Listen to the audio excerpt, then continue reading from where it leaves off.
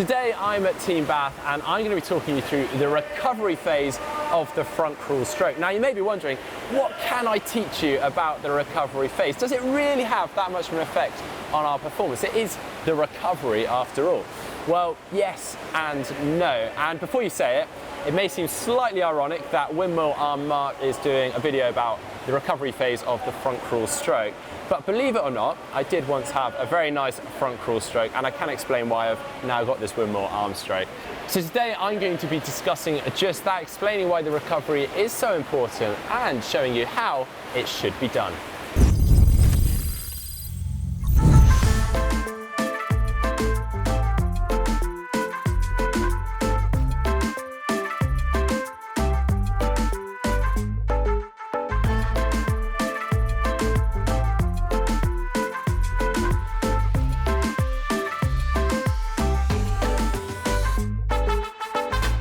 Now then, because the recovery phase doesn't actually propel us forward, it can also be quite easy to think it doesn't actually add anything to our stroke.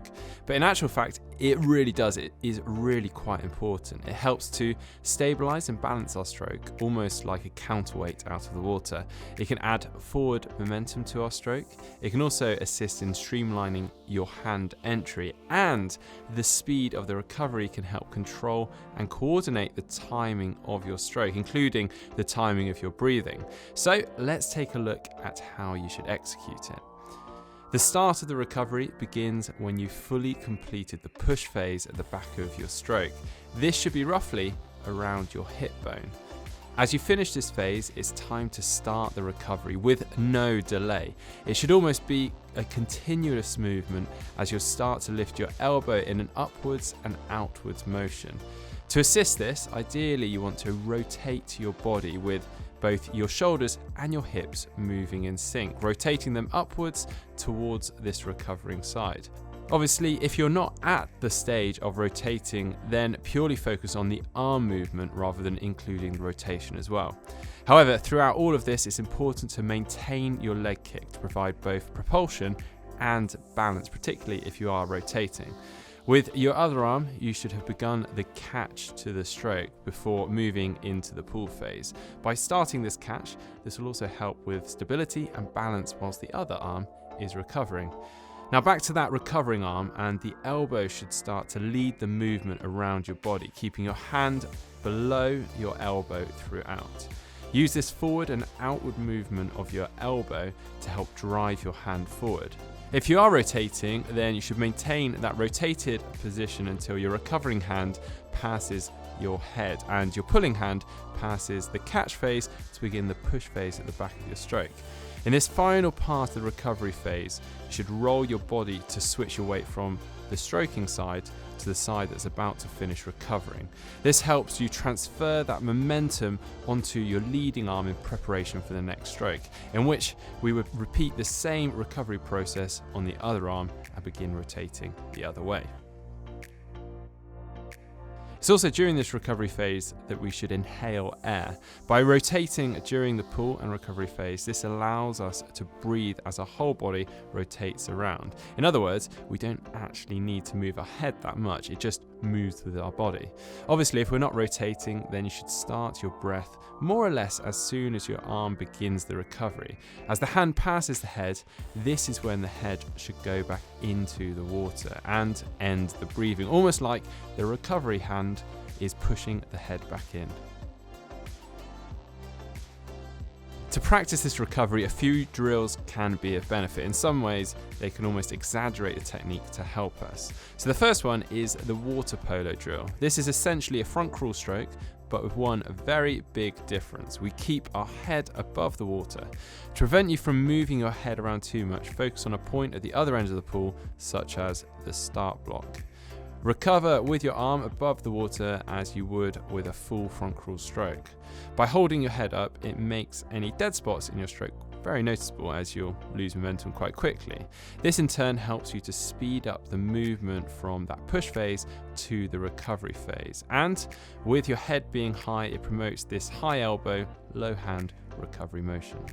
The zip up drill or the chicken wing drill are both quite similar. The idea is that you drag your hand up the side from your hip to your armpit. The chicken wing drill is more or less the same, other than you only have to touch and pause at your armpit, creating almost like a chicken wing action rather than dragging it all the way up your body. Again, all of this exaggerates that high elbow recovery and keeping the stroke quite compact.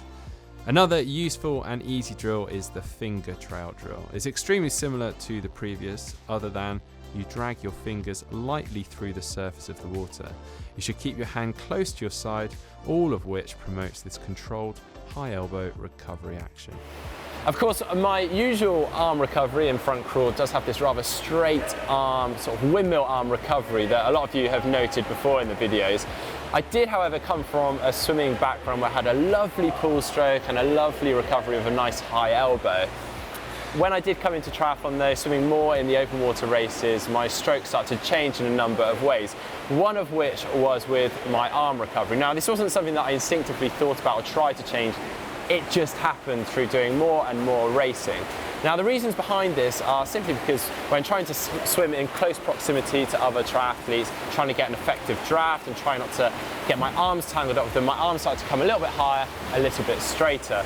Also, in these like choppy swims, the sea swims, my arm carriage was low, as I did when I was swimming in a pool. I would clip my hands on the surface of the water and sort of almost barrel roll into the water. So it started to go for a straighter arm there as well. And also swimming in a wetsuit, slightly more restricted through the elbow. So again, I just went for the easier option, that arm just became straighter. This wasn't something that I've tried to teach myself, and it's not something that I'd like to teach you either. It's something that just happened over time. I'd really like you to learn the pull stroke first, get the basics and the fundamentals correct, and then you never know, your stroke may change naturally as mine did too. Well, there you have it. I did tell you there was more to it than it simply being the recovery phase.